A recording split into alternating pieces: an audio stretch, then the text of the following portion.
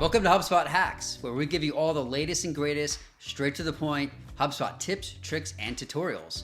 Today is going to be all about renaming the objects inside of HubSpot. Let's get to it.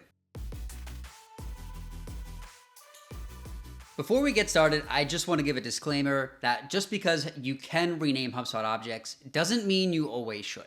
So the objects in HubSpot is how your information is processed. So the core ones are going to be your contacts, your companies, your deals, and tickets. HubSpot has a lot of training materials, videos, so do we, on how to use these objects. So renaming them in your portal might just make it a little bit more difficult to use any existing material that HubSpot or HubSpot Hacks has about these objects. So just want to give that disclaimer before we get started in case you want to reconsider renaming your HubSpot objects. All right, you've heard my disclaimer. You want me to shut up and just show you how to rename the objects? Let's get to it. First thing you want to do is log into HubSpot.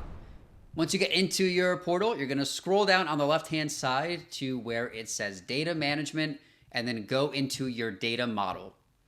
So from here, you should see at the top right, if you have the options to edit your data model, If you do not see that, then this is going to be a permissions issue. You're going to want to reach out to a super admin before you do anything else. All right, so we click to edit your data model, and now we can see a whole map of our data model builder inside of HubSpot. You can see the core objects that I mentioned before, as well as some other ones like line items, listings, and appointments if you have access to pro or enterprise levels in HubSpot too. So one of the most common use cases I hear from my clients are they want to rename companies to accounts or deals to opportunities. I'll show you how to rename your companies to accounts, but the process is the same no matter which ones you want to rename.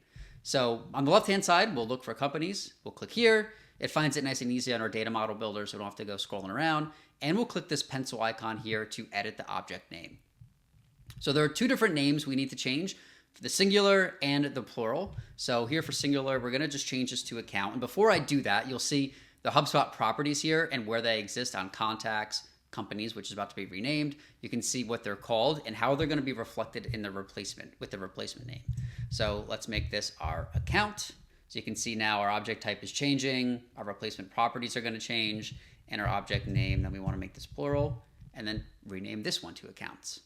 So I'll go ahead and click save.